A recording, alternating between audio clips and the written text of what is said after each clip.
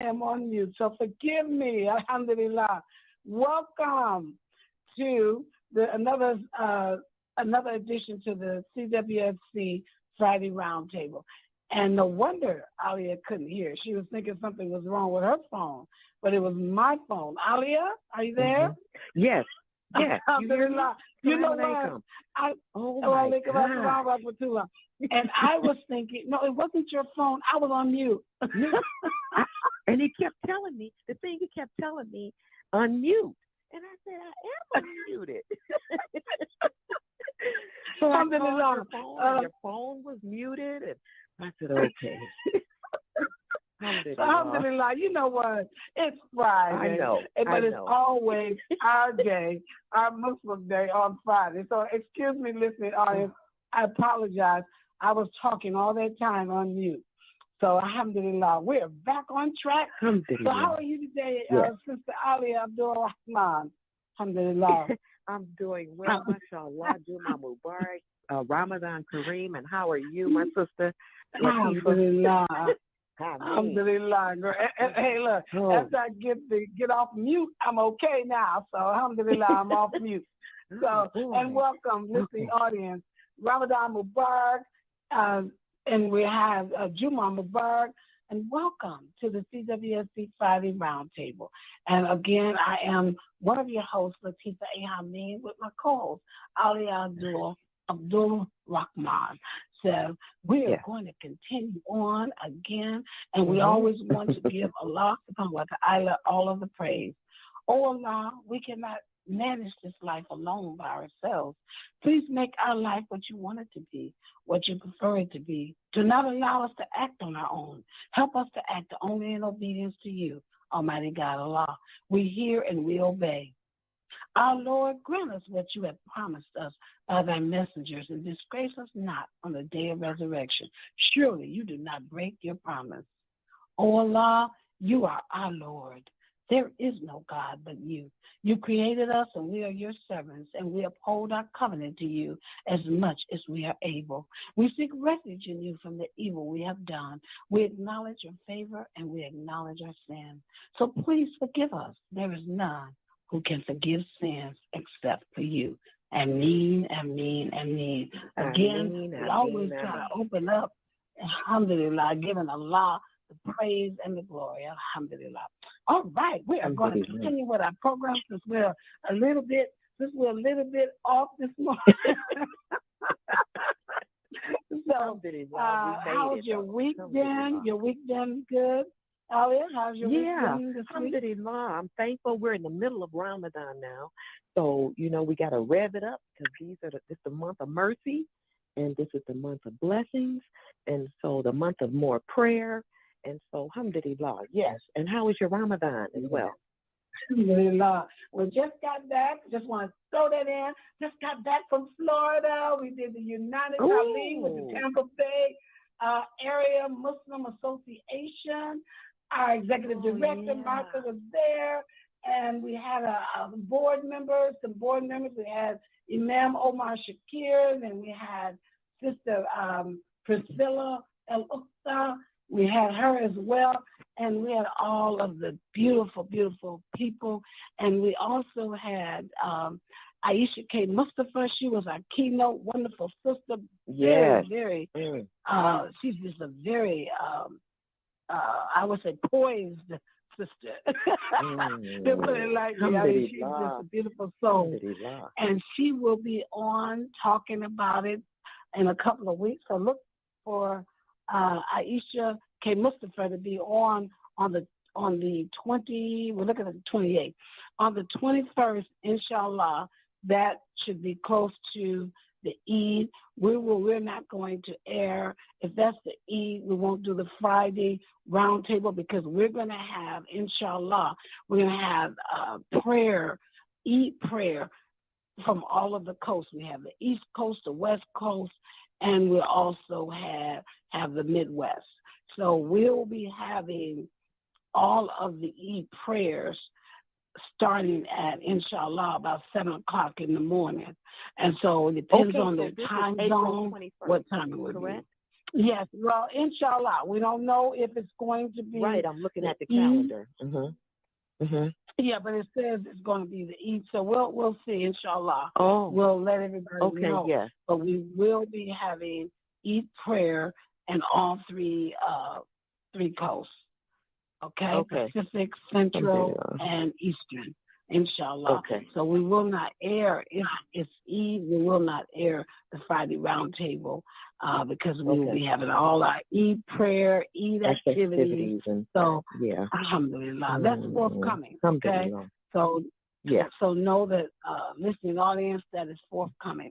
But we're going to get into, let's get our guests here, and then I have some more announcements to make. But first of all, let's get our guest on, so we can. We're going to introduce him as Babu Blakes.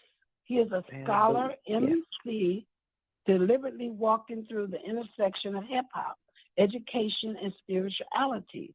He is award-winning educational consultant, keynote speaker, musician, and author whose picture book, L's Mirror, is co-authored by his 11-year-old son. A former middle school humanities teacher, Blake primarily designs and delivers professional learning opportunities for teachers, principals, and leaders with clients including the Los Angeles Unified School District, the University of Texas at Austin Athletic Department, and more. The antithesis of a sit and get lecture. He is celebrated for incorporating theatrical, musical, and lyrical elements into learning facilitation. Without further ado, we are going to bring on Babu Blake. Good morning. Did I say your name right? Is it Babu? It's Babu. Babu. Good. Babu. Okay. Mm-hmm. Well, we're very, very close. How are you this morning? I'm doing Babu? wonderful, and I appreciate the invitation. Can you hear me? Yes, I can. Oh, well, yeah, I'm doing well this morning. Thank you for the invitation. Thank you very much. Well, thank you. We appreciate you taking time out of your schedule because I know you're a busy, busy person. So we're so thankful that you could join us this morning. We're going to give you 5 to 7 minutes, and I'm going to let you talk more about who you are and some of the things that you do, because I know his mother. I met him through his mom. We were at a conference, and I was like, and I like, what he was doing. And I said, yes, we could get you on, because we always want to bring people on that are making a difference in the community, that is giving back to the community. So I am going to turn it over to you, Babu, and you have the floor. Okay, sure. And please let me know when to stop, because I won't be watching the clock. I never do. Let's see.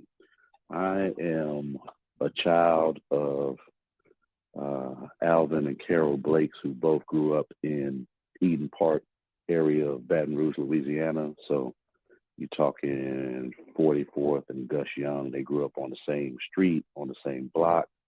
As a matter of fact, in the last 48 hours, I became the oldest male descendant of my mother's father, because my uncle passed away, and he was the last man in that previous generation who was a direct descendant of my grandfather, Jesse Lee Francois. And so I'm a child of Louisiana and Mississippi directly. And my father, so he goes a great lengths to spend decades of his life doing the genealogy work in order to create our family history through primary source research that he's done for most of my life. And so I, unlike my family. Let me just say real quick that your father has been on the Friday Roundtable twice.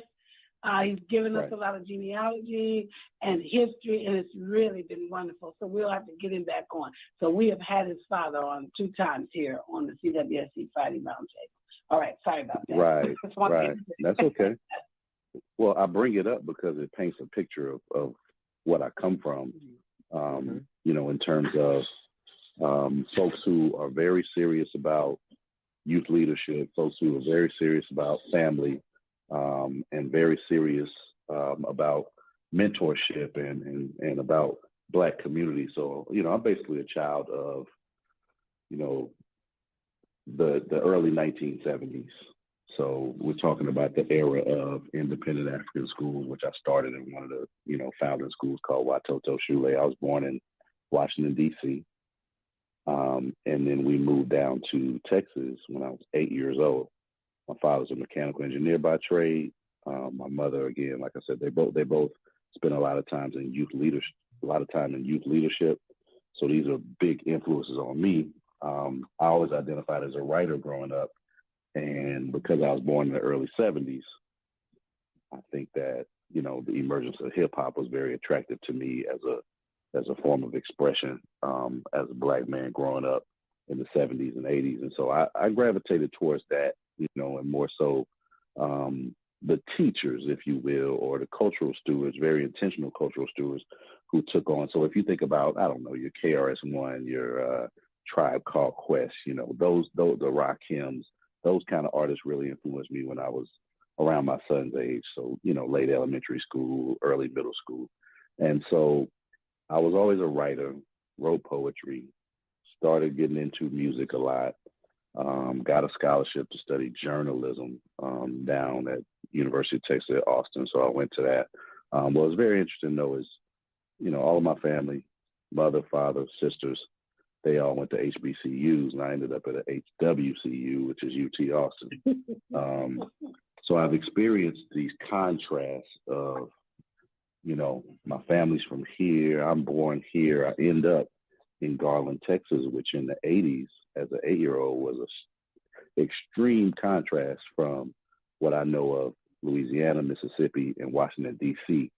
previously in my life. So it was very interesting to navigate that place because all of a sudden, there's sort of this renegotiation and consideration of what other people think when they see a young Black man. Everything that I had learned up to that point was so empowering, affirmative, positive, historically continuous. And then all of a sudden, I'm in a suburb of Dallas, Texas in the early 80s around, not only, white folks who have their historical stance on who I'm supposed to be, but also Black folks who really had taken in, that narrative around what intellectualism, what embracing your own culture and history, just feeling like that was an other thing. So this is not true of everyone, but I felt like just overwhelmingly it was a culture shock because I come from an understanding that we were these, this eternally excellent people. And all of a sudden that's being renegotiated just in my everyday social context as a kid growing up. So fast forward, studied broadcast journalism, worked in sports, PR, interned at a lot of newspapers, just always in some kind of journalism, and eventually just eloped with my, passion to make records. So I've made about 23 vinyl records, got married, have 2 amazing children, a wonderful wife. And I guess what this all culminates to is 2 things. Number one, I have a educational agency, if you will, called Hip Hop Grew Up, and the focus of that is that people from that generational experience and cultural experience, born between mid-60s to mid-80s, we are now decision makers, parents, leaders, and sometimes even grandparents, in our age group. And so what is our legacy? What not even legacy, where does our experience and wisdom benefit children? And so I have some influence in several of the communities I'm connected to, educational communities, and then, localized communities, cultural communities, arts communities. And so just really using kind of that guiding perspective to frame all of my work. What is the value of the life we've lived to the youth of today? And just asking that question over and over again in many ways. And then secondly, just this philosophy around the fact that education is way more important than school, because I think a lot of people confuse those 2 things or try to make them synonyms when they're absolutely not. because in a typical school scenario, the education, and I guess I split those apart in terms of school is really about learning what you have to learn, experiencing what you have to experience, and much of the educational process at school is really around compliance and kind of outdated standards and frames of what you need to learn. It's teaching you about winners and losers and compliance and following the rules and avoiding punishment and things of that nature, as opposed to education, which is not the question of what you are required to learn or forced to learn or have to learn. Education is more so what you need to learn. And as I'm sure both of you know, by doing a lot of good living as human beings on planet Earth, most education happens in community and not necessarily in a formalized school space. So I've been spending a lot of time breaking those two concepts apart from one another. And for an example, when my son went to kindergarten with his high expectations for school, he's in a school that's, majority Black, brown, international type of community. Very few white students at this school that we're zoned to here in our neighborhood. And yet, within that first year, he had experiences where, kids were trying to practice some kind of racist exclusion with him. Like, you can't play on this playground because you're not white. I'm like, who said that when there's barely any white kids at your school? Or where the librarian didn't want to give him a certain book because she felt like it was above his level, despite the fact that he's asking for it by name, or the other experience where he got too engaged in a lesson when the teacher's finally teaching something he's interested in. He already knew how to read and write and whatnot. So, kindergarten wasn't going to give him a lot academically, but when she started getting on animals, which is something he really studied deeply for years, he really got into it, corrected her pronunciation on something, connected to something else she was talking about that he'd already been studying at home. But based on the fact that he was talking out, not raising his hand, she actually sent him to another classroom and didn't call me. And so when I picked him up, he was in tears. And I tell you those three stories because we use those stories to create a children's book where instead of looking to, the school for leadership, we're looking to our family and we're looking to historical figures that endured similar issues and went on to achieve great things. And so that's the way we frame that story around this concept of what you most often don't find at school, which is a mirror that affirms you and connects you to powerful, amazing people who come before you. In the school setting, especially as Black folks, we don't get a sense of historical continuity. It starts with that interruption. So you can go, tens of thousands of years, or you can start 400 years ago and act like we were created in a lab as enslaved people in European colonies. And so the lack of historical continuity, I was just reading this from Jawanza Kunjufu the other day, where the lack of historical continuity really stunts our growth as spiritual beings, as intellectual beings, in terms of our identity. If you take that historical continuity away and say, you're not really coming from too much, therefore you're not really offering too much to the future either. If you can really suffocate that sense of historical continuity, I think that's a great way to keep our power in check.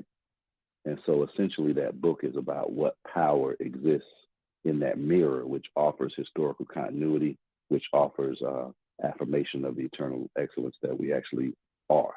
And so I think I stayed in your time limit, but I wanted to give you just a kind of framing of, who I am and what I do. Did that meet the mark for what you're asking? Yes, it's really interesting, because when you said about education versus schooling, I'm listening, and you're right. A lot of times the students, they do go to school just to because of something that, of course, we have to do. But we encourage them, and I like a lot of the education you say is learned when they're, with the people, their peers, or out there in the community and in their neighborhoods. That's when you really learn. The education begins there. So, I like that concept. Now, and I don't know if you had something that you wanted to say, Alia. Yeah, I did. I agree with what Latifah just said. And brother, when you said educational versus schooling. If you ask any one of my 3 children, 4 children, however many I've raised in the community, I said, you're not going to school to make friends. And that's one of my main things, because it's so much you can take from the school, but mostly it's brick and mortar. The school, everything you said, I enjoyed. I wish you could you have a book on that. I do. Because education is important, and you can get it anywhere. That's right. And you should get it anywhere. And most importantly, absolutely, most importantly, there's a space between your self-concept, who you think you are, and why you think that's who you are, right? There's a space between that, who you are, that's right, and who you want to be. Who you want to be. Absolutely.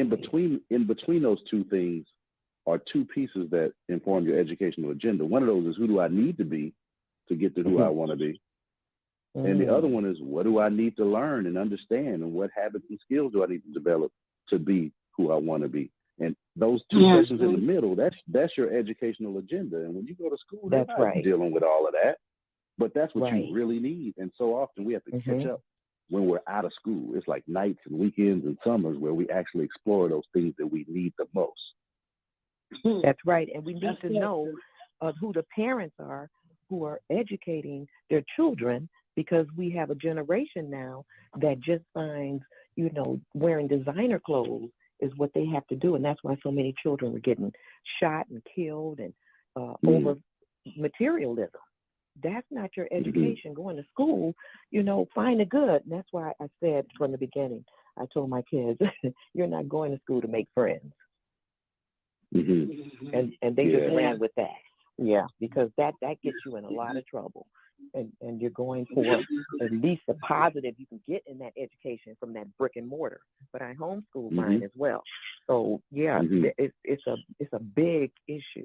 I appreciate what you said, because that social confinement, tolerance, brick and mortar, that whole thing is just. And also, I'm sorry. Are you finished? No, I'm finished. I'm finished. Okay. So, Nabu, how do you? I know you talk to children, which was real interesting to me when I met you. You said, I didn't get a chance to listen to your presentation at the conference, which I sure didn't. But I wanted to ask you, because you said that you do it through hip hop. You talk to the children, through your hip hop. Can you explain a little bit more? Give us some examples of how you do that in terms of getting that education across to the youth through hip hop. Please. Yeah. Sure. I think a lot of times what people imagine that to mean is that I'm going into a classroom or a community learning space and doing a bunch of rapping at kids. But that's not what it means at all. That's not what it means at all. It's more when you break that down, hip hop, what does that really mean, right? Now, obviously that's a word, that can be used as a pejorative or a negative term, or, a way, that folks who are, against us can use that as a code word, right? Almost like a slick little slur.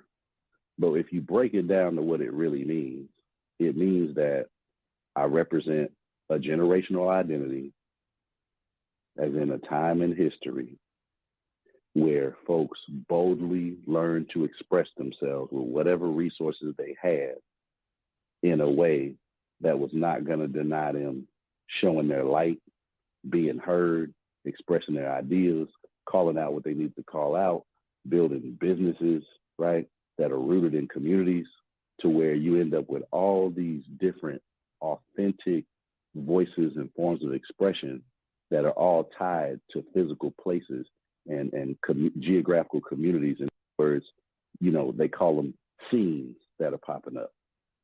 Scenes of the movement of art in a place like New Orleans, or scenes from the Bronx in New York, or scenes from Dallas, Texas. And so when I say hip hop, I'm really talking about a cultural movement in a certain time and space, that where I'm from will produce, DOC, Erykah Badu, me, And so what I'm translating this to is that there's a certain slice of society in a place such as the United States of America that, and the school system has a lot to do with this, where people are sorted into certain societal roles.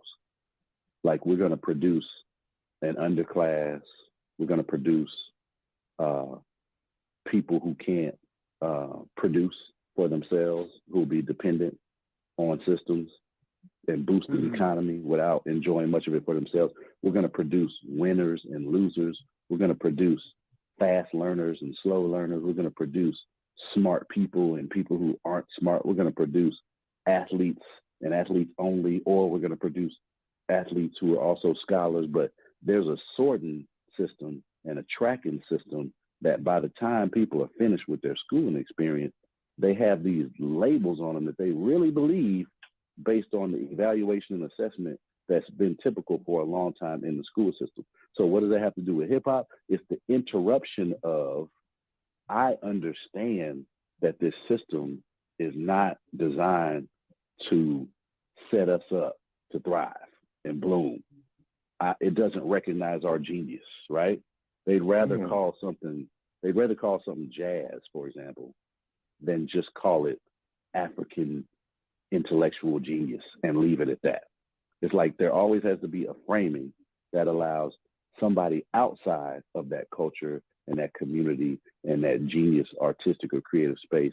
There's always got to be framed in a way where somebody outside can benefit and use our bodies and our work and our genius and our intellect to set up a market, to set up commerce that so often we're the last people to touch and last people to benefit from.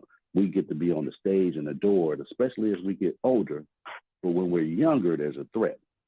So that's a really long answer to say that hip hop represents what the power of young people is, the power of Black people, the power of Caribbean people, the power of, Puerto Rican people. I'm naming those names explicitly because it represents a movement of what power folks have, even when everything positions them as powerless. So I bring that energy into learning spaces in terms of hip hop, because the least likely people to succeed in communities and in school systems, per the larger social structure we're sitting in, the people who are set up to be least likely to succeed are the same slice of society that produced hip hop in the first place. Does that make sense? Mm-hmm. Now, what would what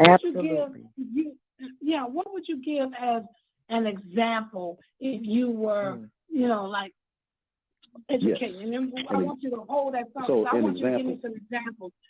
Yeah. Yes. And I want you to talk. One example is learning by doing. So instead of me giving you some words you don't know and saying you need to know them and you need to learn them and there's a quiz on Friday, instead of that, let's have an experience. Let's do something. Let's play something. Let's enjoy ourselves. Let's get in a scenario where we have to communicate, and then let's name what happened, and then I can assign you the fancy words later after you already have the understanding of what those terms mean because you've experienced it. So instead of experiencing a name, assigning terminology and making people feel like they're smarter if they know the words that I know, or they know the way that I explain a thing, or I give it to them and I need them to repeat it back to me to call them smart. Instead of that, let's get on the level where we can experience something and then we name it. So what we did at the conference, for example, I was working with the youth at the conference where I met you, Sister Latifah, and we played a game where the students are in a circle and their challenge is to count to 100. But if you have a 3, a 6, or a 9 in the number, then you clap instead of say the number. And what happens is sometimes people make mistakes or they don't understand. This demands students to communicate to be successful at the game. This demands students, the children to know how to communicate with each other because they can't talk while the game's in play. But every time they fail, they can talk all they want before they start again. In other words, this was by doing this game, quote unquote, they had to learn what it takes to communicate, what it takes to strategize together, what it takes to not be so proud that you treat each other like strangers. And so it was an experience designed for them to practice being in community.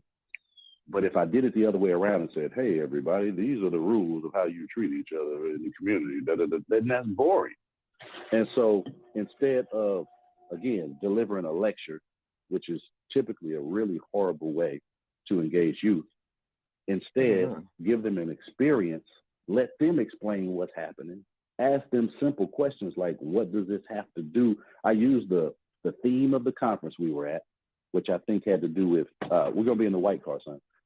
I used the theme of the conference, which was on the, I'm trying to remember what it is off the top of my head, but it was something about. Yeah, I don't remember. I forgot what it was as well.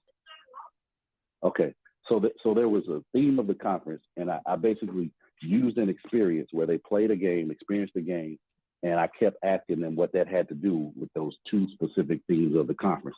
And so I'm setting it up in a way where I expect the brilliance, I expect the genius, I expect them to have what they need already. My job is to facilitate it and draw it out, which is what the word education actually means. It doesn't mean to directly teach people and indoctrinate them to the facts or the ideas that you espouse, that you feel like they're not complete, they're not learned, they're not smart unless they understand what you want them to. The word education is actually about leading people in learning and drawing out what's already there.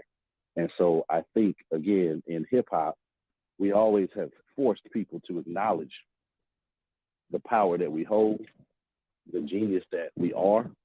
And so I approach education in that way. So I hope that better answers your question. Wow. We have a caller that I want to get to. This is so interesting. It is interesting, yeah. 408. Assalamu alaikum, Brother Bilal. Wa alaikum assalam. Praise be to Allah. Alhamdulillah. And I'm thankful for the brother on the program and also your co-worker. Praise be to Allah for your co-worker. Alhamdulillah. This is Ramadan. First I want to say this point again, but I have something like to say after that. No, you can't hardly hear you, Bilal. Something's going on with your phone. Whoa. Okay, you got me now? Yes. Okay, Yeah. Praise be to Allah. Okay, thank you. This is a poem I wrote I'd like to share. We have a chance to experience how it would be if we had our own schools.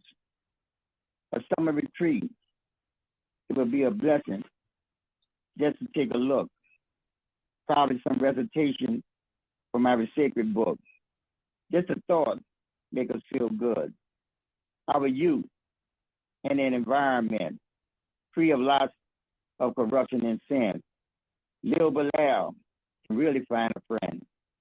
The believers are happy. They don't have to be concerned about the negative influences of Jim and Sally. Nobody has to be afraid of a fight occurring. Our camp curriculum have time out for the most important thing, recognizing God and praying. We are having a good time, not losing our soul and mind. There will be order and discipline. There are persons available for those who cross the line. No need to worry if a mistake is made. Our children will say they're sorry. This will increase their faith. They are with believers who will keep them safe. Sister Kalima enjoyed the summer break, being with children who will respect our faith. Public school is much more than a job. There are a lot of young children's lives at stake. May Allah, God, keep us safe and increase our faith. And in that situation where you're dealing with hip hop, I love the poetic life.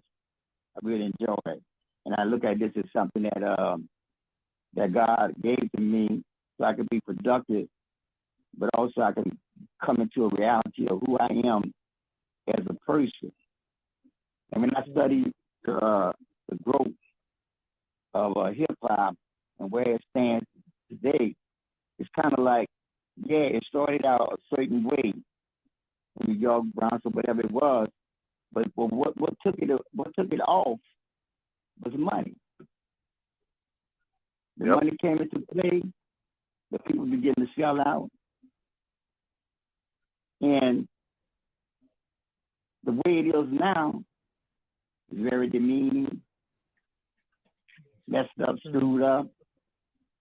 Because hip hop got its own government, and they got their own way of saying things and doing things, but it's not as positive as it is negative. You get to the point where women are disrespected, the people got to perform and act crazy, all out of sorts, gun violence, drug uses, and all this stuff that's going on. Hip hop is a thing that really needs to be cleaned up, or it should be stopped. Now, I wouldn't.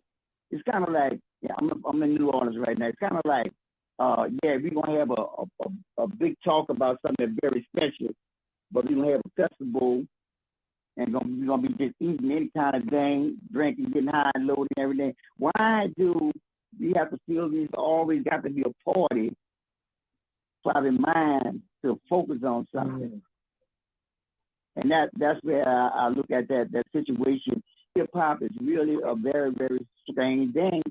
And when you look at the clothing, the clothes that they have to wear now, and what it does to anytime something's going to make us put our children, our youth into uniform because of the fact that they don't have the right name brand shoes and all that. We need to look into that stuff.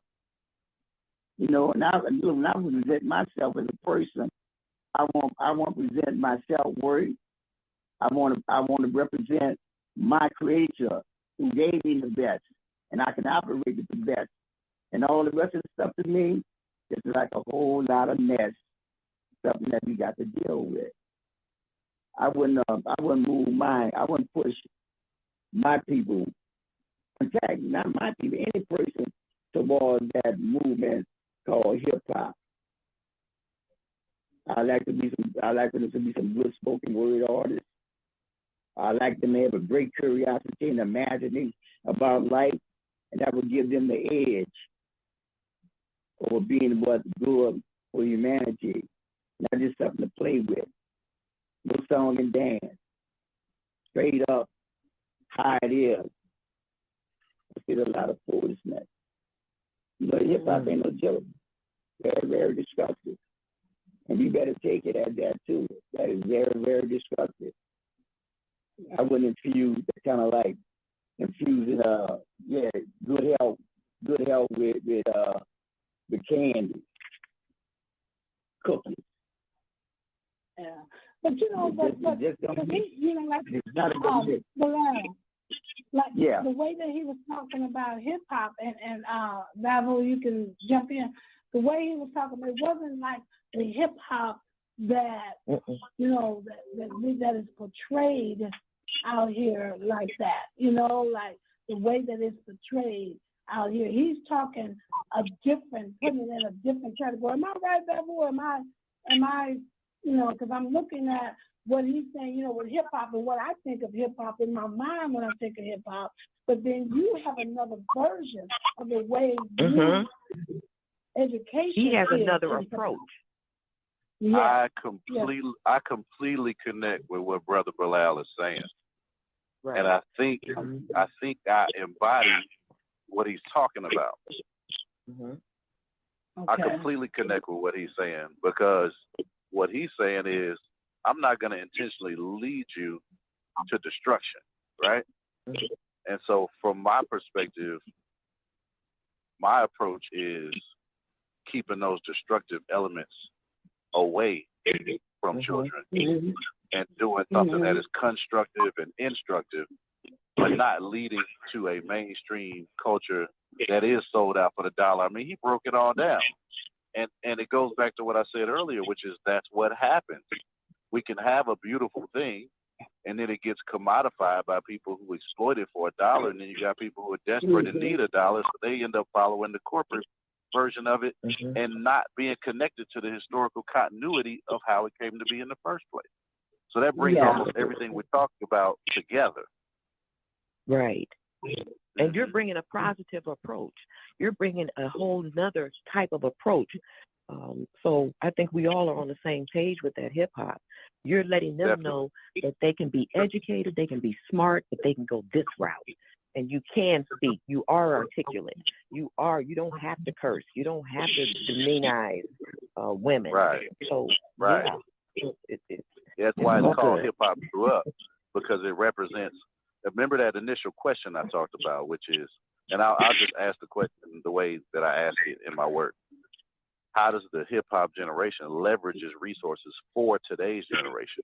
Not against them, not to destroy them, not to dismiss them, not to ignore them, but also not to follow the destructive elements of what has been leading you based on, a contaminated, commercialized, commodified version of a thing.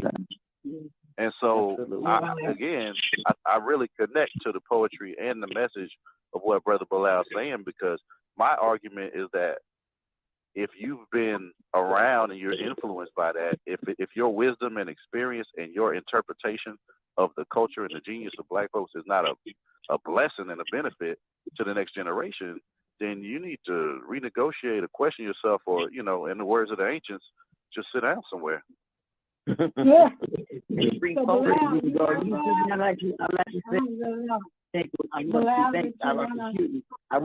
I want to thank you, Sister Latifah, and also to the brothers and your co-host also. Now you see, I was like a Johnny come lately. I just really heard about maybe 10 minutes of his talk. So I didn't have a perception in my mind about where he was at. You see, and I'm just thankful to God that He brought me and cleared things, a lot of things up for me. So it's kind of like I need to be mindful of not just coming in halfway doing something and then sort of pouring all my stuff on it. So I'm thankful for you, brother, and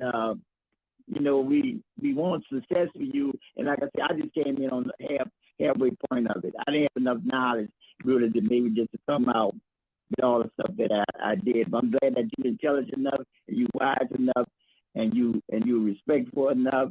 And I'm glad that you are who you are. And thank God for you. Alrighty. Thank you. Wow. Thank you so much, Brother Bilal. And he just broke it on down. I like that. Beautiful. Beautiful. Okay. Yes. Now I'm listening. Thank y'all. That's beautiful. Brother Bilal showed up with rhymes and everything. You showed up with rhymes and everything. I know. And so, that's what he on does. the one hand, and on the one hand, yes, we have to be graceful to each other, but whether you knew it or not, you came in with an echo and kind of a summary of what we were already talking about. So, there may have been some misunderstanding, but there was no confusion. That's right. So much. Okay. We're going to have to take a station identification break. Thank you so much, Brother Bilal. We appreciate you. Okay, and I have another caller. Please hold on. We haven't taken our break, but I have to take a break, and then we'll come back and get you, inshallah. Don't touch that dial. We'll be right back, inshallah. God's peace be upon you. God's love be upon you. God's compassion be upon you. The one soul of humanity. May we let it be in thought and in action. On behalf of CWSC Intelligentsia, the #1 Islamic radio station in the nation, where your intellect is respected and your voice protected, American Muslim 360, the Speakers Bureau, the Model Community National Resource Directory, the Volunteer Human Resource Network, Scholarship, the Learning Lab, Ambassadors, National Leadership Advisory Council, Internship, Leadership Development Council, the Think Tank, Strategic Family Institute, the bookstore. May we share completely humanity in spirit and in form, from thought to action. God's peace, God's love, God's compassion. Assalamu alaikum.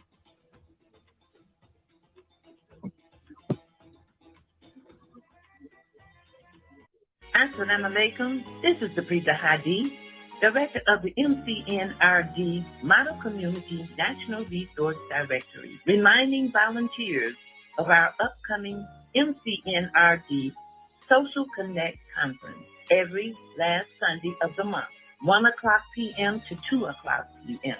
Eastern Standard Time. We look forward to your participation, so please check your email for conference call information. Thank you so kindly. Assalamu alaikum. Assalamu alaikum. This is Edward Willis, advisor at Graceline Community, asking you to join me in supporting community-wide Shura Conference and American Muslim 360. Make your tax-deductible contribution today at CWSC.us or phone in your pledge to 910-317-0297. Again, make your tax-deductible contribution today at CWSC.us or by phone at 910-317-0297. Together, we can remake the world. Thank you. And welcome back to the CWSC Friday Roundtable. We have our guest, Babu Lake, here today. Wow, it's been so enlightening. He's talking about hip hop and how you can educate through hip hop, but not the hip hop that we know it, the negative version. We're talking more of the positive version. Let's bring on 727-408. Assalamu alaikum, sister. Praise be to Almighty God. This is Martha Nyla calling from St. Petersburg, Clearwater, Florida, down here in the southern port of the United States. And I thank you. Greetings of peace to all of you there, and especially to our guest, dear brother Dawood, and you, Alia and Latifah, and to all our listeners. Wow! As I listened, I quickly referenced, for some reason, I referenced what was termed as the oh wow, the word is leaving me now. But the neighborhood that became, and I'm referring to the Jewish community now, real quickly, as not the slum, but it was another word. And if anybody can think with me, that you'll know what I mean. I'm trying to think, but it's like they squeezed the people were squeezed so tightly until they had to create something to emerge from that depression or that oppression, and it came up with this beautiful thing that said, what speaks for my internal self. And so slum, I think it was the word, but anyway, it'll come to me, God willing. In the 60s, and that I was coming up, and when we were going through the times of, we African descendants were going through the times of being put on curfew and such, many individuals found it good to not riot, but to have something that only we could bring out. And if it was walking the street and singing, if it was standing on the corner and singing, or doing poems, or doing a certain dance, or doing the hopscotch, or the jump rope and the double dutch and all of that, it gave some, and of course we did apple bobbing, to your head in the water and grab the apples.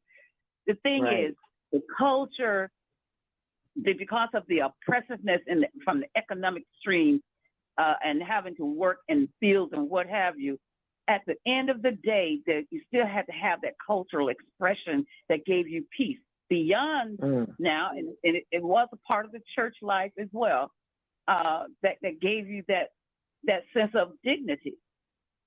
And when I think of hip hop, I see the same thing happen through a socioeconomic depression part that was happening here in the country.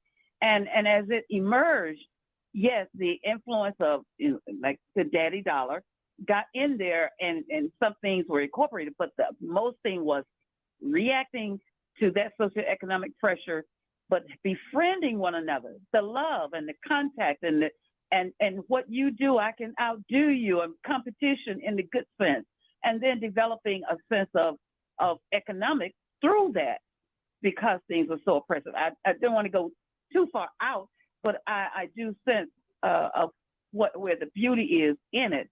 And then to the educational, Deborah, thank you so very much for sharing it in the way that you did. And unfortunately, your son experienced that process that you and he, I guess you're saying your family developed.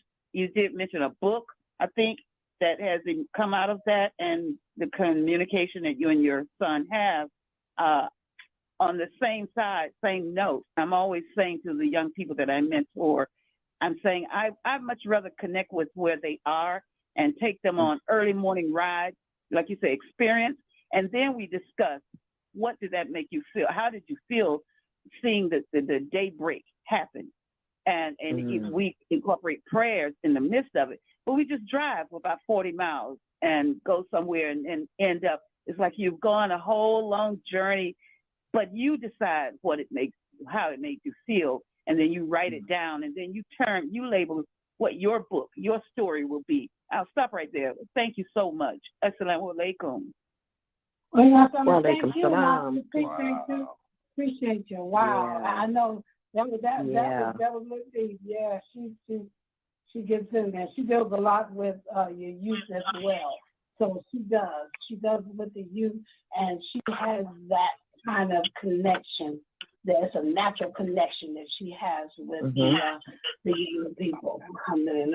We have another caller, 810-399. Assalamu alaikum. You're on the CWSC Friday Roundtable. State your name and where you're calling from, please. Wa alaikum assalam to you, Latifah Hameen, and to your co-host, and to the brother Dawood that's on there. This is into the AM 360 family. This is the Latifah Hadi, and I am calling from Flint, Michigan. I just wanted to say, wow, this young man that you have on here today, I'm certainly appreciating all of the information that he is sharing. And what I want to reference is when he talked about educating, because, and you know, today we still have older people, and a number of older people that did not get the proper understanding of what being education and getting education was about. And so today they're unable to actually even present their thoughts in an organized manner, you know, to even, and so that brings about an unsurety within themselves, you know. And so when you said, young man, about educating and giving that person the opportunity to not just, okay, open up the book and read what you got there, and you answer these questions, what we asked you in terms of what was directly in the book in terms of educating. You said to them, oh, okay, yeah, I want you to read it. Yeah, you read it, but I want you to tell me, rather than me telling you what I want you to pick out of this book and learn. I want you to read it and you tell me what you found in the book to share. And in that process, it gives the child, and especially at that time of just getting into education, an opportunity to express themselves, and they'll grow up with that. So that's what caught my ear when you were talking about education. I'm an educator myself in terms of making sure that these youngsters do the same that you're talking about. But I've noticed we got older people, and they are just so within their shell because they didn't have someone like yourself with that thought to come in and help them understand that they have to bring out of themselves what they know instead of you know, telling them to learn what's in that book and then tell me that what's in the book. I don't want to know what you're talking about. I want you to tell me what was in the book. That type of educational system that has come up. We like in your presentation this day and time, and I think that for these youngsters that coming along now to have this opportunity to get in that type of a design of education, when they grow up, they'll be able to, you know, present themselves into society and actually become a productive person in that society. I want to thank you so kindly for allowing me the opportunity to share my thinking on when you said and presented about educating one. Thank you so kindly, brother. Keep up the great work, and you as well, Latifah, and your goals. And Ramadan Mubarak. Ramadan Kareem. Thank you. Thank you very much. We're getting all the best callers, like so tapped into everything we're talking about. It's sending chills down my spine. How in tune the callers are to our conversation. It's crazy. Yeah, like it is enlightening. And Babu, we're gonna have to have you back on our program because we could have had you for easily 2 hours. I know. Absolutely. I know. I'm looking at the time. So much. Oh my goodness. Oh yeah, we have to get out. We have another guest that we have to have on. But you know what, Babu, can we talk and get you back on? Please. Of course. Because I'd like to hear more about what you're doing. Right. Of course. This is very, very edifying because I have a lot more to say based on the interaction with the callers, but I know, we have time constraints. So yeah, absolutely. Please keep in touch. Like I said, I really appreciate the invitation. I have a strong understanding of why we did this today now. This is I was wondering what's this going to be, because I knew we were just going to have a conversation. I knew it was going to be fruitful, but I'm really blown away by this experience. So of course, let's keep in touch. Please, let me put this out here right now. Babu, can you come? We have next week. We have we're going to be having we're going to have people that's going to be sworn in for offices. The first hour. When can you come the second hour next week? What day? What day, Latifah? On the 14th. Can you come come in our second hour at 9? And 9 to 10. Because I'm writing it down on my calendar. Okay. No, I'm asking you. I don't know if you can. I know, but I'm writing it in. 9 Eastern on the 14th? Yes, 9 Eastern on the 14th. Hold on just a moment, and I'll let you know. Okay. And if he can come on, because we have the other people that are being sworn into officers or directors and other positions next week. We have that, so we don't want to miss that for next week. That's going to be our first hour. And then if he can come the second hour, that would be such a blessing to finish it up. It would be, and I'm started. at my calendar. So, yeah, I'm getting ready to write I cannot do that. Yes? No, I can't.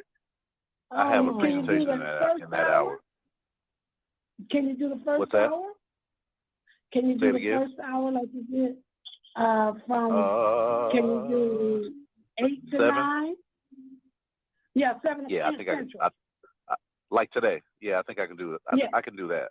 Okay, we'll do that. And I'm pretty sure Martha will be okay with us doing that the second hour. So, all right. Okay, so let's get you scheduled for the first hour, inshallah. Oh, that's Martha right there. Hold on. All right. Martha, will we be able to do that? Yes, you can amend it to whatever to make it, and the word is ghetto, y'all. My son just walked in. Ghetto. My son just walked in, and I asked him. I said, "What is it that they call a slum? That when you are pushed into it?" He said, "Ghetto." Just like that. Alhamdulillah. So yeah, we'll bring him on the first hour, and then we'll have the what do we call that, Martha? Now you tell me what we're going to have at the second hour? Warning. Officiating? Yes, Okay. we can push the officiating time back because we really want to hear dear brother again. So, yes, please. Thank you so much. We're kind of blown away from what you've been talking about too, Babu. Very, very interesting. So we're going to look forward to having a part 2 with Babu Blake on next Friday, listening audience, at it's going to be 8 o'clock Eastern, 7 o'clock Central. Inshallah. Okay. Inshallah. 8 to 9. So we look forward to thank you so much, and we're looking forward to continuing this conversation, inshallah. Thank you. Yeah. And thank you for taking time and being with us this morning. And inshallah, God willing, we'll see you, or we will talk with you next week at this time. Thank you. That's right. That's right. Same time, same bad time, same bad channel. Same bad channel. All right. All right. All right. Thank you so much. And have a great rest of your day. Thank you. You too. Oh, thank you. Goodbye. All right. We are going to, alhamdulillah, we're so happy that he could be here next week at the same time. So we're going to continue what we started. And wow, this is so interesting. All right. We are going to make that shift. I'm going to turn it over to you, Alia, to make that shift. Cheryl, if you're online, press the 1 to get in the queue. Cheryl, if you're online, press the 1 to get in the queue. And you are going to, I'm going to turn it over to your hands. There she is. I'm going to turn it over to you to introduce Cheryl. All righty. Okay. Good morning. Good morning, Cheryl. I'm going to give your bio. I'm so excited. Cheryl Saduth, Miami activist, mentor, leader, organizer, disabilities rights advocate, human rights, warrior. Oh boy, I really chopped that up. You got to correct me with that. Catalyst for change, working to improve the human condition. Ms. Cheryl Saduth is a senior government contract professional, international negotiator, mediator, regulatory and compliance officer with nearly 30 years of business and legal experience, serving in a broad array of senior leadership roles in the commercial, private, and public sectors. A University of Illinois alumna, Cheryl is an intentionalist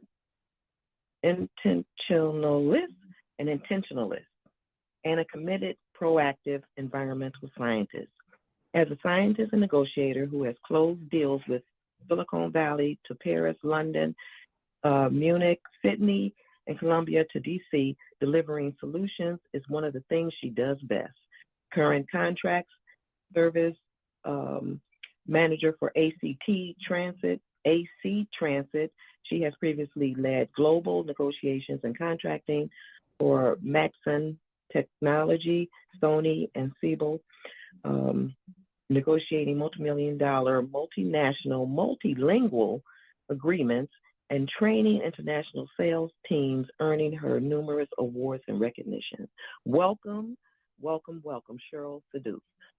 I only said a portion of what you're going to finish telling us today, so welcome. Good morning. Assalamu alaikum, Cheryl. And you know you have an extensive bio, sister. You know that, right? Sister, you are and please correct me and forgive me for anything I mispronounced, but you have some words behind your name, and I can't wait to hear them. Ramadan Mubarak. It's funny because I tell you, it's mommy, and every time somebody sees that, they always say Miami. It's mommy. Like mom. Oh, mommy. But it's Spanish for mom. And I always put it first before anything mommy. else. And see, I'm so sorry. You know, I'm reading it so tiny on my phone. I'm trying to make it bigger. That is mommy. No, mommy. It doesn't matter. Every time I've been introduced, like hundreds of times, and every time people read it, and because it looks like Miami, many times people say Miami, and I say when I tell them I know, and it's funny because a lot of people say Miami. they say Miami, and I say no, it's Mommy, and it's the one title that I put first. Every other title, out of all the work that I do, that's the one that I value the most. Yes, I'm a wife, I do all this other work, but being a mom is first. Yeah, they want first. Mommy. Say it again. Mommy, one more time. Mommy. Okay. Yeah. Because Mommy. I like. Okay. It's like. Oh boy! Mommy. Thank you so much. Absolutely. And the other one that you are reading in the second one, yes, Mommy, it's Guerrera. Guerrera is it means warrior. It means war. Yeah, there you go. You got it. Guerrera. Yes, I'm a phonetic person. No. When I see it, I like to pronounce it correctly phonetically. Guerrera. So Guerrera. Yeah, you got it. You got it. Perfect. Alhamdulillah. You got it. Oh, good. It Thank means you warrior. so much. That really it means warrior or warriors. Oh. So it's human rights, like a fighter, like a fighter. Human rights warrior. This is what I mean. Oh man, thank you, Guerrera. So there's your Spanish lesson for today. Yes, thank you, Mommy and Guerrera. Alhamdulillah. Yes, it's perfect. You say it perfect. Yes. Good morning, everybody. God morning. Yes. If you can give us 5 to 7 minutes of your life, we can take it from there, okay? 5 minutes of my life. So, I will tell you. Let me tell you something that's not on the color, that's not on the paper. What you don't see on the paper is what we call the why, right? It's yes, I'm a mom, I'm a scientist, and there's nothing that brings me, more pleasure and the work that I do, to be able to do the work that I do, to do the service, then to complete it's knowing that the work that we do brings value to others, especially the community, and knowing that in some way that you're contributing to the betterment of the environment for myself, for others, and for the children, for the years that are down the road. But there's a saying that kind of guides me, that when we were very young, Hameen and Alia had a saying about the service is the price we pay for a room here on this earth.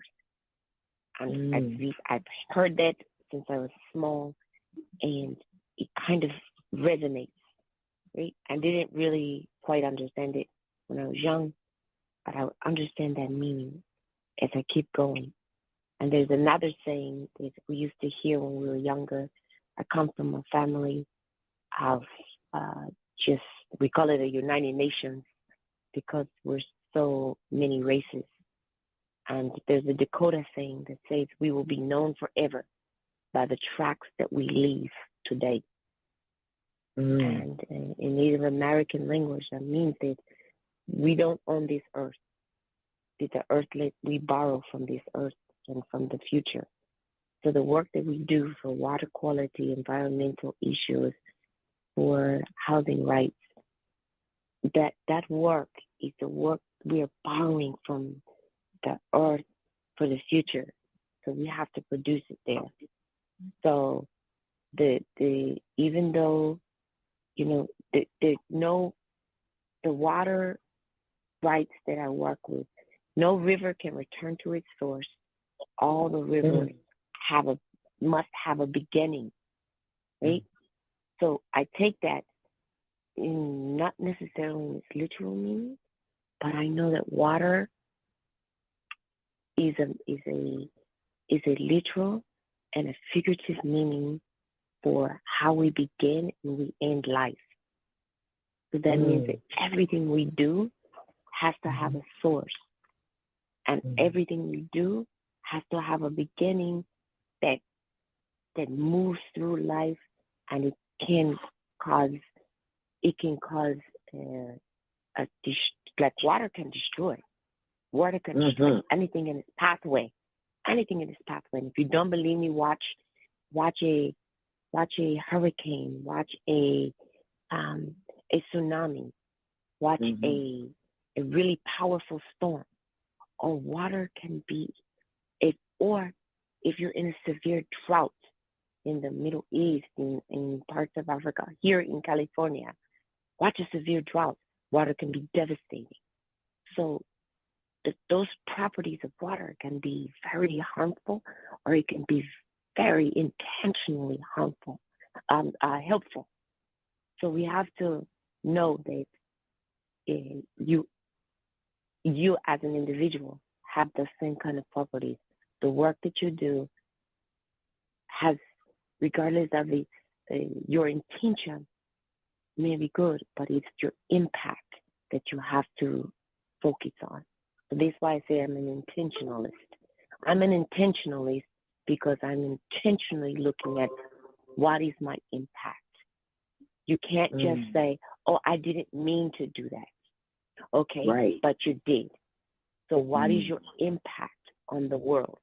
So I do things with an intentional focus on what is my impact on the human condition, on the backside. As a person with disabilities, it took me a while to understand. I spent about 14 years of my career. The first part of my career, I spent, in Silicon Valley, first in entertainment with Sony, and then Silicon Valley, and then traveling the globe doing international negotiations, and young woman, just out of grad school, barely 21 years old, and just working and doing this, international travel and negotiating near $1 billion deals. And it sounds a lot more glamorous than it is when you're that young doing this kind of work. But when it was time to make that pivot, working with the Department of Justice and working with people with disabilities, I worked with the President, United States President's Office of People with Significant Disabilities, people who are blind or disabled. And that work, as exciting as the work is with Sony and Seawall and the Silicon Valley work, I think the work that I believe most defined who I am as a person is working with wounded warriors and working with people with significant disabilities, because as my own disability began to take shape and my body began to say, I call it reject me, I began to understand more of where of how important it is of everyone's humanity. And the skills that I knew I would need now, I did not know 20 years ago. And I learned then. I thought I was teaching people with significant disabilities skills for work and life. And in fact, they were teaching me the skills of resiliency and strength that I would. So as I was empowering them, they were teaching me skills that I did not know I would need 10 years later. And I think that is a lesson that, as I mentioned, the water teaches you, the life teaches you that you will need. Another proverb that I will tell you is the person who removes a mountain begins by carrying away really small stones. And so as we move through life, that's what I do. I don't let small things get in the way of transforming how life is going to go. So regardless of what I'm working on, that's how I approach things. That's how I look at things. We all have challenges, but those challenges won't just go away by themselves. You can go get a forklift and move a boulder, but underneath that, when you move that one boulder, there's going to be some more. There may be a whole bunch of them that may roll down. So you have to start by moving the small stones that are getting in the way of the work that you're trying to do. So, I'm an environmental scientist.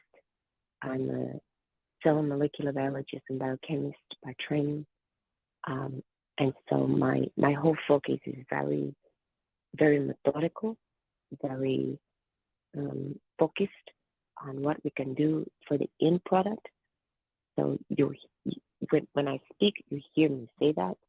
I'm very careful about saying that I'm not some of the buzzwords that you hear people say, oh, I'm an environmentalist, oh, I'm this. No, I'm not that.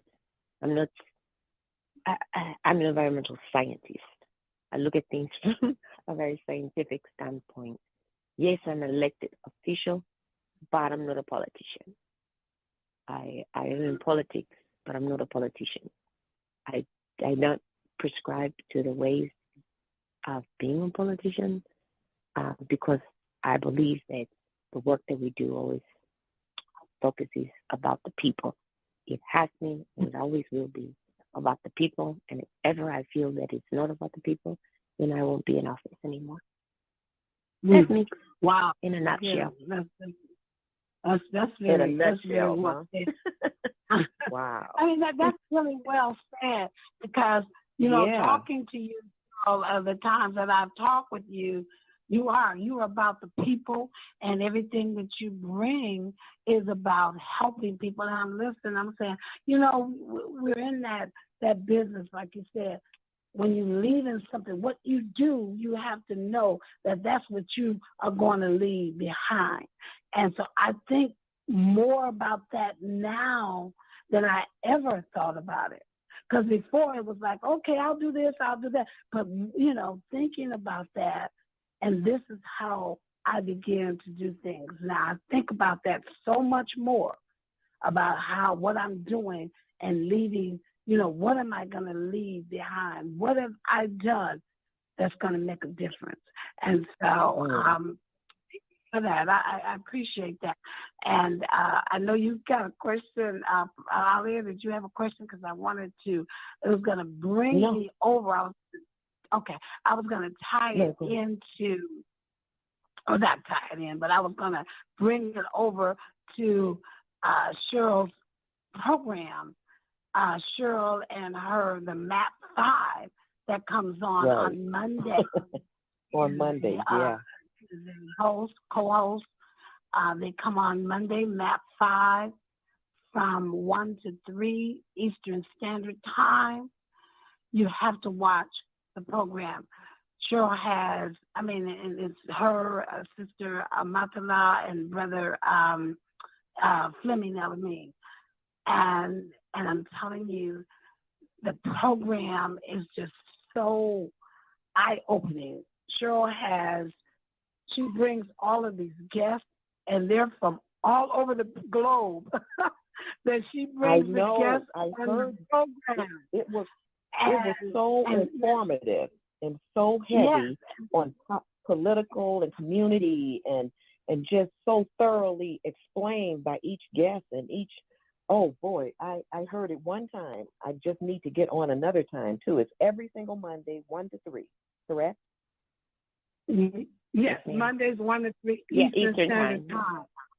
Yeah. So, and she's going to talk a little bit more. I'm going to take a quick break, and then I want Cheryl to talk a little bit more about what it is, what she puts into. Cheryl, what makes the program so interesting, and why you bring the people that you bring in. You've already said that it's about the people, and you're so right, because the people you bring in are about the people. So we're going to talk more about that once we come back, and we're going to take a station identification break, come back, and listen to the audience. be ready because there's some really great things that they're doing here, right here on AM 360. Alhamdulillah. So just said, God, we'll be right back, inshallah. The peace be on you. Assalamu alaikum. My name is Omar Shakir, and I'm resident imam of Masjid Bilal Ibn Rabah in San Antonio, Texas. And I would like to invite you every first Sunday from 12 to 1:30 p.m. Eastern Time to join us for our class where we're dealing with the subject matter of the basics in Islam. We are excited about this program, even if we're new Muslims or Muslims that have been in the faith for many, many years. It is a wonderful opportunity to learn and understand this beautiful way of life. We also connected with various insights from the tafsir of Imam Latifah Muhammad radiallahu anhu, and we all explain its practical application. We look forward to being with you on every first Sunday of the month, where we would deal with the basics of Islam. The peace be on you. Assalamu alaikum.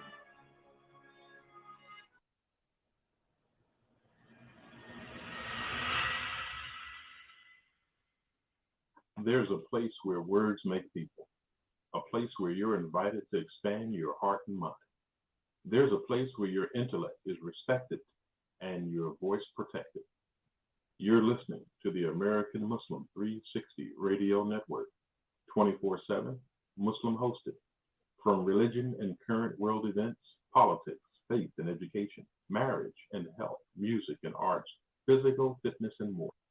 Join AM 360, where we're helping to build a model community every day. It's a place where you can help remake the world. All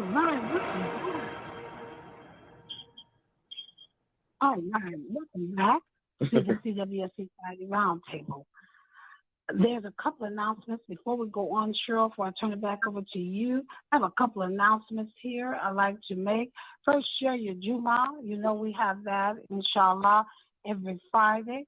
It is going to be at 1:30, inshallah, Eastern Standard Time, coming from San Antonio, Texas, with Imam Omar Shakir, which he is one of our hosts. So he's a board member and also one of our hosts that comes on every first Sunday with the basics of Islam.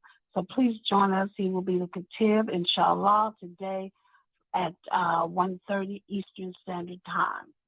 Also, don't forget we have our telethon. Our telethon is going on the whole month of Ramadan.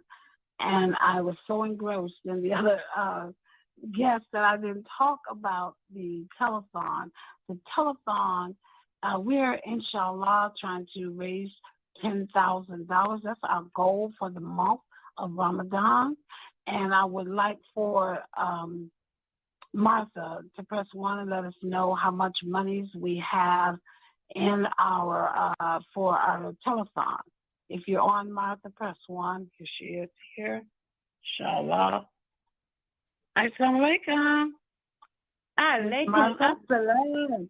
Yeah, praise be to Almighty God. Thank you. Martha Nyla here from St. Clearwater area and with CWSC. And welcome, Cheryl. Yes, I enjoy Mondays. Alhamdulillah. Thank you.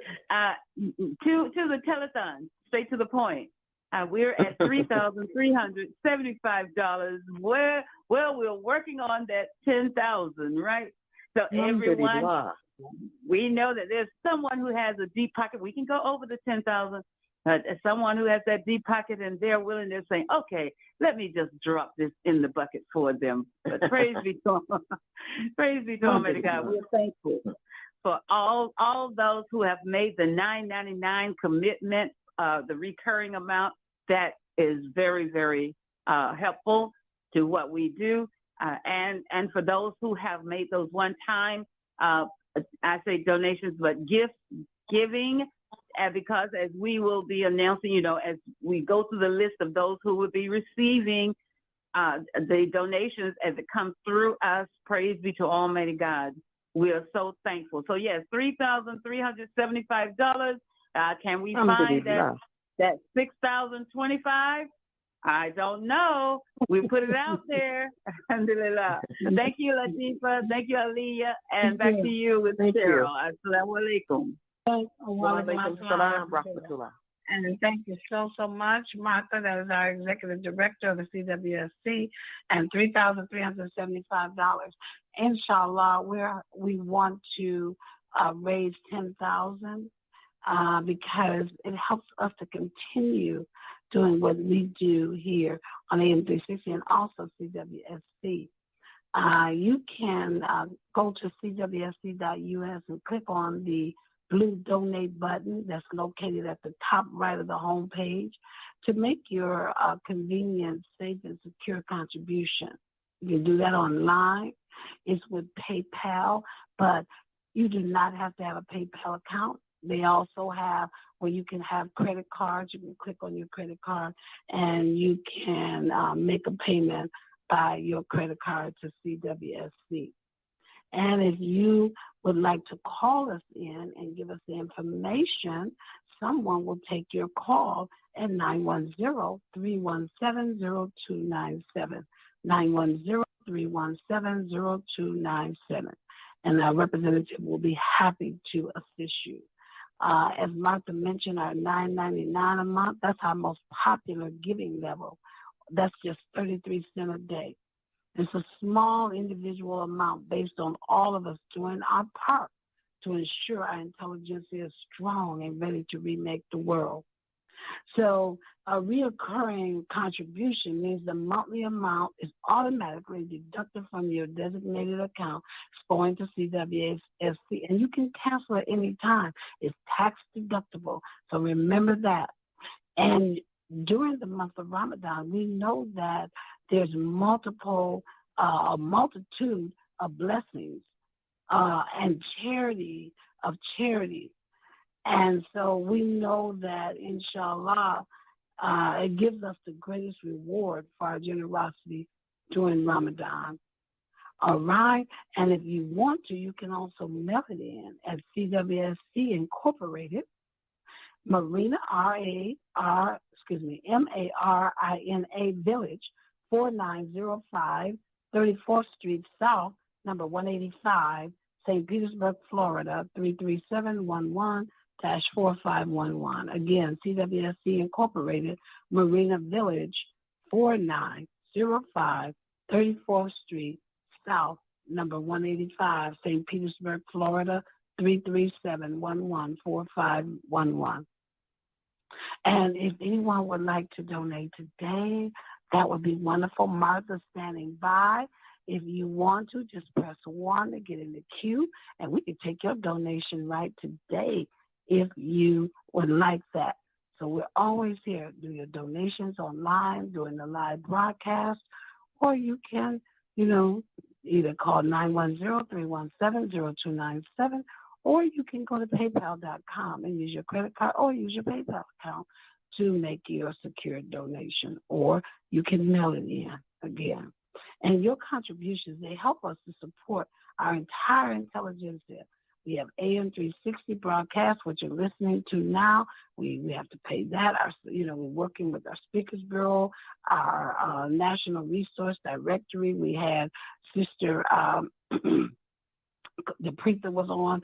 She's the director of the National Resource Directory, Volunteer Human Resources, college scholarships, learning labs, interfaith, collaboratives. We were just in Florida this past Tuesday for the interfaith with the Tampa Bay Area Muslims Association. And in that, we give to that as well, and Martha's a part of that. But we had a contribution that we gave to them as well. Interfaith and leadership development, ambassador programs, international collaboratives, health, educational, and financial literacy collaborations. So we are giving back. We're helping to remake the world into a better place, inshallah. Now, one other thing, a couple other things. The surah for today, did anyone have the surah that was announced on Sunday's program? It was announced. If anyone have that surah, you can press 1. because that is the prize that we will be giving if anyone has that surah or listened to the program this past Sunday, April the 2nd. It was on reading of a good book with Sister Rabia Jackson. So if you listen to that, she read the surah, and what surah she said, what surah she read the ayat. So if anybody has that, you can press 1. There is a prize associated with that if you have that, inshallah. All right, and one last thing here is we're up again for our booklet, our AM 360 booklet directory. We would say it's a directory, ad directory, and it's on CWSC.us. It has its own. If you click on the, it'll say AM 360 at the top directory. So all of your information goes right in there, and it's advertised, and we put it on our website, and we send out a mass, of our mailing list and let everyone know. So if you have a skill, if you have something that you would like to advertise in our booklet, email us at info@cwsc.us, info@cwsc.us, and let us know I'm interested in getting an ad. And it comes out in May, inshallah, the first weekend in May, we will be putting that out. So we're taking, ads from people that are interested. And you can also dial 910-317-0297 and leave some information. Let us know that you are interested in taking an ad out in our directory, inshallah. I know it was a lot of announcements, but I should have done some. But alhamdulillah, I am taking care of it. I am going to turn it back into the hands of Cheryl. She's going to talk more about her program and all the wonderful things they do on their program. All right, Cheryl, it's back to you. No problem. I think it's great. I'm stuck in the announcement. I wanted to preface before I tell you about the episodes. I wanted to kind of give a little bit of context about the MAP 5. Okay, so the MAP 5, the Muslim American Power of 5. This is what it stands for, right? And we were sitting around and talking about, okay, so why do we call this show, right? And one of the things that, we went back and forth about this show and what's the name gonna be and how are we going to capture people's attention and how we're gonna get, something catchy, and we were going back and forth. I'm just gonna tell you, because and vetoing names. And I was like, nope, I don't like it. You gotta capture attention. And nope, that sounds boring. And nope, I want to capture attention. And then it was really built on the 5 pillars of Islam. But I didn't want it to be so in your face. I'm not a preachy person, and quite frankly, I'm just not a religious person. I'm a spiritual person, but I'm not a religious person. And I know that for most, certain Muslims, that sounds weird, right? But I believe that our relationship with God should be spiritual, not religious. I'm a linguist. I speak 9 languages. And for me, words have a lot of power and meaning. And the meaning of the word religion is ritual. So if you're a religious person, then you're about the ritual of Islam and not about the spirituality that it brings. So if you're about the spirituality that it brings, then focus on the spirituality that it brings. And that will bring other people into the fold. if you're only about the religion, then you're only about the rituality that goes with it. Okay, I say my 5 prayers. Okay, I give my charity. Okay, at some point I have to make Hajj. Okay, I have to do Ramadan. I have to do. And it was something when I was growing up in my family of Christians and Catholics and Jewish, and it's not something we don't have to do anything. And it was something that my grandmother who was, God rest her soul, very keen that religion does not, that your religion is one thing, but your God does not compel us to do anything. Your relationship with God is your relationship with God. And so, and it should not be a compulsion.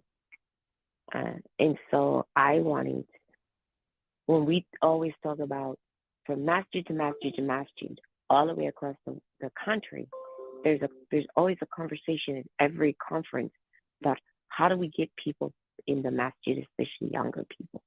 And I do this with my own children. I'm not going to compel you. I'm not going to force you. My work as you grow is to teach you about Islam. My work is to teach you how to be a better person. And Islam is part of teaching you to be a better human being and to contribute positively to improving the human condition. But your deen is with you. That is your responsibility. I cannot. We individually have the relationship with God, but I cannot. I'm not responsible for my son or my other son or my daughter's being with God. That is there for them. I can only influence. I cannot own it. They have to own it. So the 5 P's are power, purpose-driven, prayerful, politically engaged, and participate civically. And participate civically is really that charity aspect. And each one of those, like I said, they're all built on the pillars. So I wanted to make sure that you had a little bit of the background of how those 5. There's a map 5. And so you said it's Muslim, American, power of 5. Yeah. So when you say it, you don't hear the out. So most of the time you hear somebody say Muslim American power 5, right? Really it's power up 5, but it's power 5. Muslim American power 5, not 5. And those are the 5. Yeah. And really, what we focus on when we are developing guests or we're talking, and we're really focusing a lot on discussing what our obligations are to transform faith into action and what it looks like. People talk about it, but what does that really look like? It's not going to happen organically. And so we're talking about proactive civic engagement. And how do we examine our role as believers in establishing a more just society? How do we inform and educate and engage our communities, our Muslim communities, our Black and Brown communities? How do we engage our interfaith communities? How do we engage our community of believers on a sustainable level? How do we train and support future leaders? How do we, whether it's elected officials, or it's people in positions of influence in our masajids, in our schools? How do we get people elected and appointed to boards and commissions who are going to favorably bring sustainable, positive growth to our communities? How do we encourage and protect our leaders? And then on the other side of that, how and what does true accountability look like for ourselves, for our community, and for these elected officials? And I say that because a lot of times we have what I call drive-by politicians. You get people elected, and they don't show up for another 2, 4, 6 years until they want something. And it's not just their fault. It's our fault. It's our fault too, because we don't demand and we don't tell them what it looks like, and then we embrace them when they come back around, because that proximity to influence, that proximity to so-called greatness, that proximity to celebrity, that proximity to someone with a name is enough for us to take a photo opportunity, to put it on social media, to say that I was in the room, is enough for some of us. And then there are those of us who say, yeah, no, that's not enough. These not enough. I need to see some work. I need to see some real results. And so, sure, real quick. And then there's one. Yeah, go ahead. I'm sorry. There's one more I question. just want to let you know, your one of your co-hosts is on, so I'm going to bring him on. So, okay. So I text him. I text him to let him. Good. I text him to let him know. Okay. And then the last. The last question. Okay. Assalamualaikum, Brother Fleming. The last question that we asked. Ramadan Mubarak. Yeah. Ramadan. You got my text, huh? You got my text, huh? Bien sûr. Merci beaucoup, mon ami. And the last question that we ask is, how do we create, how do we build, and how do we sustain collaborative and mutually beneficial coalitions with like-minded individuals and organizations that may or may not be Muslim? So some of our shows, if you've been listening, we don't always have strictly Muslim-oriented shows. We bring on believers of all faiths, and that is the beauty of Matt 5. Is that the beauty of it is we have had some wonderful dialogue with really strong, like-minded individuals and organizations. And Brother Slim, I'm glad you're here now. I mean, we came out of the gates with the first show. Is a beautiful show. In January, we brought on a young woman who is a student in Cal, who is and she is Muslim, Halima Barucha, who has been working for years with Alliance for Girls and who's doing some beautiful work, and she's actually studying for her master's public administration, and she does a lot of work around equity and for women and girls, and safety for girls and women in public transit. We brought in Ms. Renee Richard, who does work with Cinnamon Girls. As a matter of fact, just this week, they just came from a visit to the White House, and they'll be taking a cohort of girls to Japan later this year. And last year, they went to South America, and they've already done a visit to China and to Africa last summer. We brought on Dr. Rhea Settles, who does a lot of work around education, both with parents and children, and civility work. We've brought on other episodes, Brother Fleming has brought on, especially he's been key on the East Coast, and I'll let him chime in on these ones, about bringing on and some of our not just elected officials, but Muslim elected officials to speak about the importance of the SCGC and just the work that has been done to elevate the conversation and the importance of visible Muslim leaders brother, you want to talk about some of that work? Well, thank you very much. I appreciate that, Sister Cheryl, and thank you for your illustrious presentation of our program.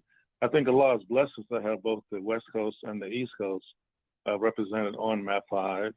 And we focus in on more conversation-oriented programs, which is always a benefit because we learn from listening to each other. ACGG has been around since 1997. Of course, we have a national spread or influence, and so we try to bring in people from New Jersey, North Carolina, New York, et cetera, DC, to be a part of our conversation in different capacities. The main part of it, though, is to demonstrate to our listening audience faith and action.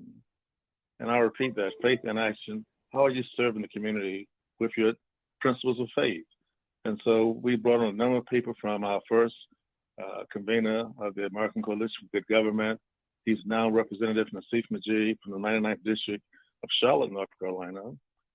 We brought on Brother Jimmy Salam, who was with Imam Muhammad in 1997 in Charlotte when ACGG was first started. Judge David Shaheed, who was also present at that same meeting, who just returned back from Umrah, I understand, and a host of other people who are involved on just civic engagement and what they're doing in the religious fields of influence to involve the community. As Imam Muhammad told us years ago, we have to get off the carpet and go out of the four walls of the masjid and get into the community, really demonstrate our conviction to Allah and to serve humanity to the best of our ability. So I think Sister Cheryl has covered the details. I'm so proud to be a part of this group. We have Sister Amatullah, who sort of keeps us fine-tuned, Sister Cheryl, who keeps us grounded, and I'm sort of like the, I guess I'm the one to sort of keep things focused. Inshallah. But thank you very much, Sister Cheryl. Yeah. Thank you very much for your presentation. Absolutely. We've got a lot going on. I mean, there's a tagline we use, life is about perspective. Will change how you look at things, and the things you look at will change. There's some great shows coming up. We've got one on this coming Monday. He's going to be looking at Humanitarian Day. We've got a sister who's running a wonderful food program here in Oakland. I mean, we've had a show. We had a recent show talking about reparations. We've had a show talking with sisters working with women, the Central California Women's Correctional Facility, and women who are incarcerated, women who are recently released, and who are running clothing programs for those women, Muslim women, Muslim women who've been subjected to involuntary sterilization, and what we're doing about that during Women's History Month. We've been talking about National Disability Awareness, and as well as what that means, not just in the general public, but also in our educational systems. We've spent time, again, talking about reparations in California, which is leading the way for national reparations.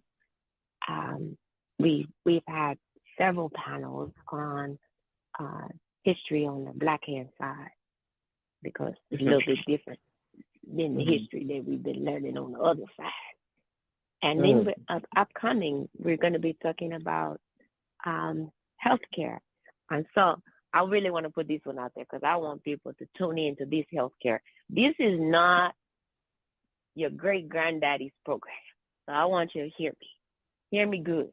This is going to be, this healthcare might give me a little bit of trouble. You might kick me out the club on this one, because we're going to talk about healthcare today. This healthcare session that's going to happen in May is going to be about we're going to be talking about healthcare choices, including cannabis and CBD and THC and hemp and hookah, and all of those choices and what that means in the context of what we're facing right now. We also are going to be talking about in June, fathers and male role models and what that looks like. In May, we're going to be talking about mothers. And Sister Martha came on one show and she asked a question, and we touched it a little bit, but I purposely wanted to punt it to May when we start talking about mothers and women, about women and women's roles in society and how it's been changing and how it's been being redefined, what woman is and womanhood and what that looks like. So we're not just tackling these small issues. We're tackling real issues and real strong issues. April is, so we had Black history, we had women's history. April is Black Women's History Month. It is also Financially Fit Month. So this next month, these next few episodes, you're going to see, so you're going to see a different kind of show. And this show, this upcoming show on Monday is the one where Sister Matala will be hosting Humanitarian Day. And then the following week, I'll be bringing on she's a good friend of mine, Cheryl Grant. Actually, I'll be bringing on a couple of financial persons who will be talking about getting your finances in order because it is Financial Fitness Month. But I'm also going to bring in a good friend, Cheryl Grant. Cheryl is, she won Miss Olympia at age 55. Wow. 55. Okay. She transformed her body and her mind at 55 a few years ago. But now she's launched this program called Fit for Life. And the FIT stands for faith, intuition, and tenacity. And so she's built this whole program around coaching people, and she's put together a bunch of subject matter experts in all of these areas.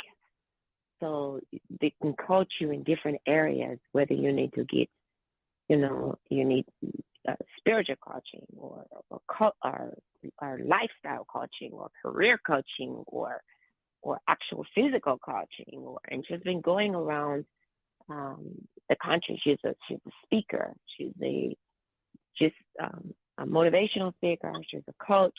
Just helping people get fit. But I love that she's built in faith in all of this into her practice. And so she and I've been friends, and I remember when she wanted to put this together a few years ago, and her goal is to reach 50 million women before she finishes this program. She's focused on women, but she also has been doing training with men as well.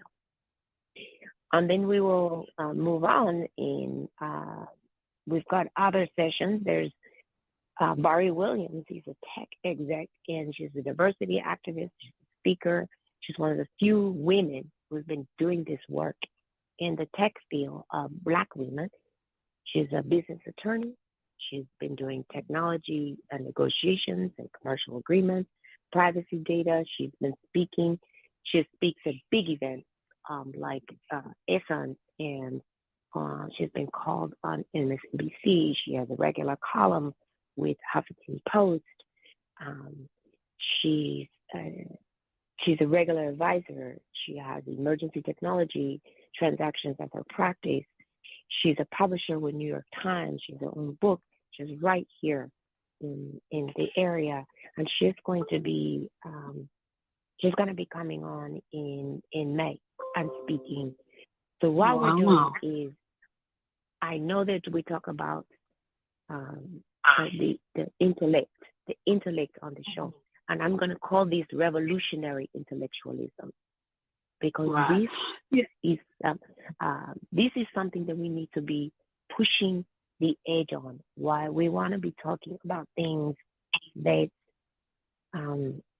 push us towards civic engagement and youth engagement, and how do we move towards making sure we're talking about the future and how civic engagement plays in all of that to broaden our world.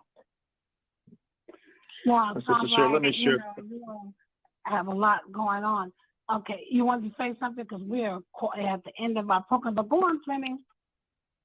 Just very, very quickly, one thing that we miss sometime in our forums with elected officials is having an agenda that represents our values, our concerns, and so we try to promote that agenda from the website of the American Coalition for Good Government. We have a basic agenda that you can use in any location